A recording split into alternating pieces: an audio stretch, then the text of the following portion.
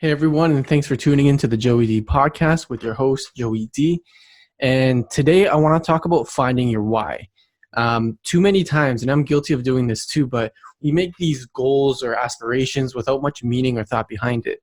We like to say things like, one day I want to make $1 million, or I want to be CEO of my own company, or I want to get married and start a family, or you want that nice car. And all those are great goals and dreams to have, and I'm not knocking them, but we often don't take things any further than that. You know, to the person who wants $1 million, that's great. But for what purpose? Why do you want that money? What do you plan to do with it? What is that going to give you that, you can't get right now without it? Because the thing is, especially with money, when someone gets a large amount of money in a short period of time, that money usually leaves as quickly as it came. We've all heard the saying, money comes and goes, and that's especially true with pro athletes. According to Sports Illustrated, 78% of NFL players are in financial stress within 2 years of retirement, and 60% of NBA players are broke within 5 years. And that's a large amount of people. And there's a bunch of reasons as to why this happens. And for a majority of athletes, money comes in quicker than they know how to spend it, or even more importantly, before they know how to manage it. But one of the underlying reasons for this is the lack of vision for the money that they earn. They get all this money, now they're retired, and they didn't know what to do with the money they have, so they spend it. And this isn't just athletes. Most people who run into a substantial amount of money without a specific goal or reason for that money end up spending and losing it all. But let's leave money aside for a second. For people whose goal is to be married one day and start a family, that's a great goal, but it's not deep enough. You need to dig deeper. You want to get married, but for what purpose? What is marriage going to bring you today that you can't get yourself? When it comes to relationships, many people throw themselves into them in hopes that the relationship will fix them or solve their problem, or even help them get ahead in life. Then what happens is you have what's called emotional baggage that you bring into the relationship, and you have these unspoken and often unrealistic expectations because you were looking for the relationship to fill this need that you have, and the relationship could never fill that need. And often with some reflection, many learn that whatever it was that they were looking for in the relationship or marriage, they can only really find within themselves. So I'm not knocking marriage or relationships. Both are great, but you need to truly understand why you want those things. Otherwise, you'll expect them to do things for you that they weren't meant to do. And this may cause you to ruin those things when you do find them. Just like running to a lot of money and not knowing what to do with it all, then you end up burning through your cash just as quickly as you had the money, and you ruin that fortune that you came across. Maybe you want a fancy car. I love nice cars, but what will that car bring you that your current car can't? Is it your ego knowing that you have a nice car? Will you feel better about yourself because you have one? If you want a nice car to boost your ego, there's less expensive and more fulfilling ways to have that healthy ego. And from what I've experienced, the confidence boost you get from a luxury car doesn't last very long, and the novelty wears off just as quickly as it came. So what do we do about this? And I'm not saying don't get nice things and don't have goals. That's not at all what I'm saying. What I'm saying is what we should do is add meaning to our goals. Think or through our goals a little deeper and dissect them a little bit. Recently I got really sick and I had a bad case of strep throat, like really bad. I had a fever for 4 days and was shaking nonstop. I had no appetite and I was completely miserable. And I haven't been that sick in years, but this was for me was a wake-up call. Most of us have some sort of lofty health or fitness goal of, I want to be more fit or more healthy or whatever it is. And that's great. But what reason do you want to be healthy? What reason do you have to want to be fit? I've had a goal of being healthier for months, but there's no real meaning or depth to that goal. So, it didn't do much. I would go for the occasional hike, work out here and there, but my diet was horrible. But getting that sick, it was a wake-up call I needed to kick my butt into gear. Knowing we're in the midst of a pandemic with all-time high COVID cases in Ontario, health has never been more important. And everyone has a different view with the COVID situation. That's fine. I'm not saying, I'm pro or anti-lockdown or anything like that. But we can all agree that if you're a young, healthy individual, you'll probably be fine if you do get it. But my wake-up call was, I may be young, but I'm definitely not healthy, and my immune system is shot. So I have a new depth and reason behind my goal of being healthier. That goal is now fueled by realizing how unhealthy I was. And every time when I'd swallow, there'd be that pain at the back of your throat.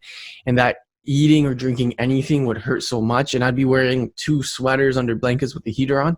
and I'd be shivering. So I've attached this reason to being healthy now because I never want to get to that place again when I'm that sick. And, with the high spread of COVID, it's likely at some point we're all going to get it. So it's important that, we're healthy if we do, so that should that happen, we give ourselves the chance that we need. So these thoughts are constantly going through my mind about how important it is to be healthy now. And I want to be healthy so I don't get that sick again. And there's other reasons too, like the older you are, the more important health is. And we've all heard the saying, health is wealth and such. But what is really driving my decision to get healthy and take my diet and my nutrition and my exercise much more seriously is not wanting to be in the position I was a week ago. The most effective decisions we make are the ones that we stick to. And the decisions that people most likely keep are the ones that have a reason attached to them that they understand. When you look at individuals who are highly successful, or the crazy people that wake up at 5:30 in the morning to run or work out, is it just motivation or discipline that gets them out of bed before the sun is up? For some of them, I'm sure, but the majority of the time it's because there's a why behind that decision that fuels them. And it's not easy to wake up that early in the morning every single day.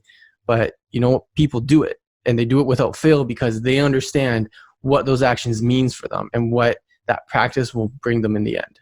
And we need to do the same. Maybe it's a career goal. You want a promotion at work? Great. But for what purpose?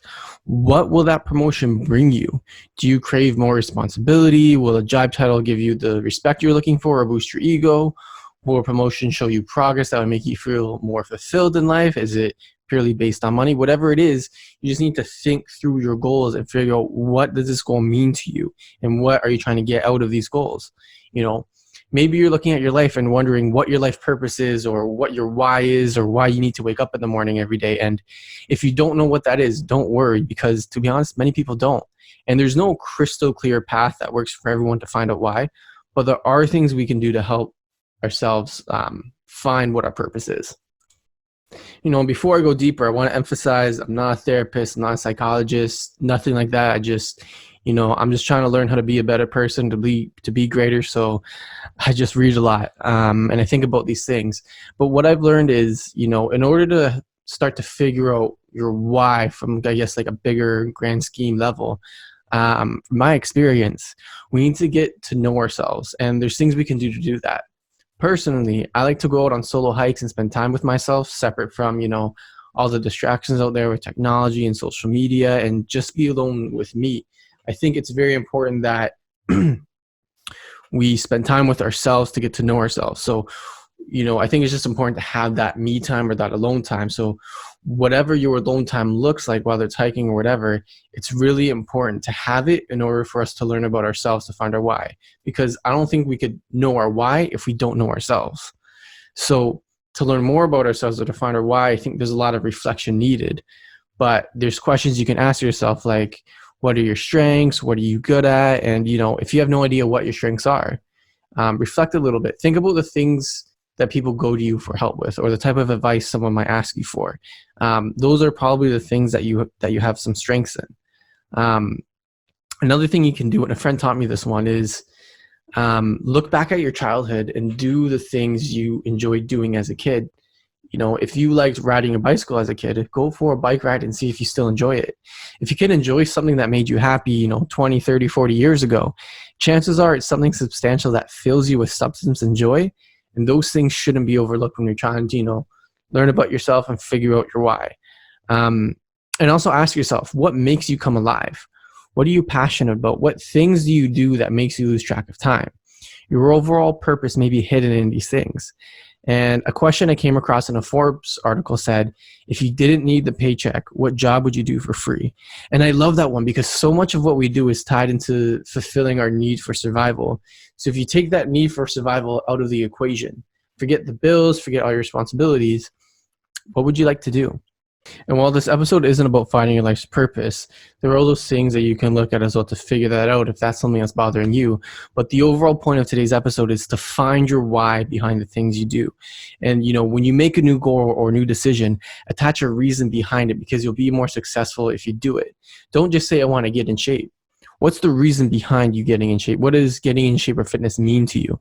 Is there a wedding coming up? Is there just a beach day that you want to go shirtless or wear a two-piece? or is it health related? Whatever your reason is behind doing something or wanting something, figure out what that reason is and pursue it. Thanks so much for tuning into the Joey D podcast, everyone. I hope you enjoyed this.